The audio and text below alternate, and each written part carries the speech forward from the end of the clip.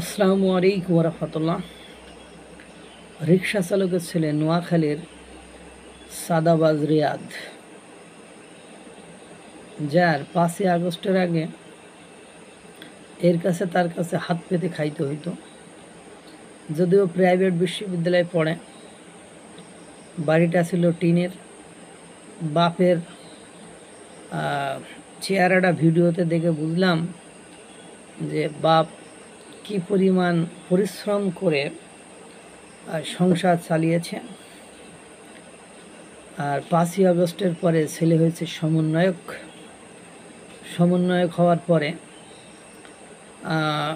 টিনের বাড়িটা ছাদওয়ালা বাড়ি হয়ে গিয়েছে এবং রিসেন্টলি সে বাড়িতে ছাদ দিয়েছে এবং 50 বছরের ইতিহাসে তার বাবা কখনো কুরবানি দেয় নাই।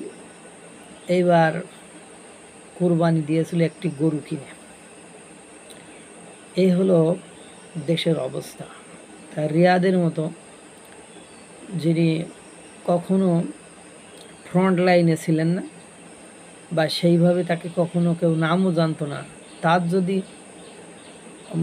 অর্থনৈতিক অবস্থা এত উন্নত হয়, এত সচ্ছল হয়, তবে হাসনাত আবদুল্লাহ, তবে সারজিস আলম, তবে নাহিদ ইসলাম, তবে ক্রাইং ম্যান হান্নান মাসুদ।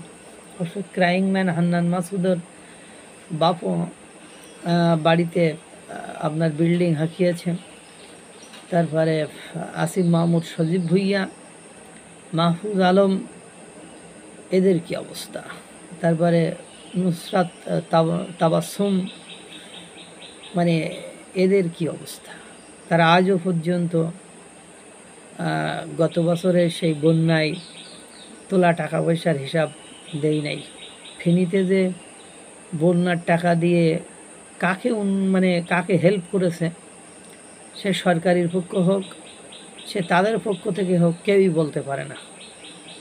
তো এদের অবস্থা দেখে সত্যি মায়া হয়, করুণা হয়। এই যে রিয়াদের মতো ছেলে, যে প্রাইভেট বিশ্ববিদ্যালয়ে পড়ে, তার সংসার চলে না, সে মানুষ চাকরি করে 20 বছর 30 বছর চাকরি করে ওর মতো একটা বাড়ি বানাতে পারে না। ও 5ই আগস্টের কি এমন পাইল 5ই আগস্টের পরে, যার কারণে এত সুন্দর একটা বাড়ি হাঁকিয়ে ফেলল। সরকার তাদেরকে স্পেস দিতে এতটা স্পেস দিয়ে ফেলছে যে তাদের পড়াশোনা কোনো কিছু আর লাগবে না। ভবিষ্যতে চাঁদাবাজি করে তারা খেয়ে ফেলবে। যদি রিয়াদের এই অবস্থা হয়, যাদের নাম বললাম, আমার মনে হয় তাদের তদন্ত করা উচিত। তদন্ত করলে দেখবেন এদের হয়তো বা হাজার হাজার কোটি টাকা হয়ে গিয়েছে। আল্লাহ তাআলা সকলকে ভালো রাখুক, সুস্থ রাখুক। আসসালামু আলাইকুম রহমতুল্লাহ।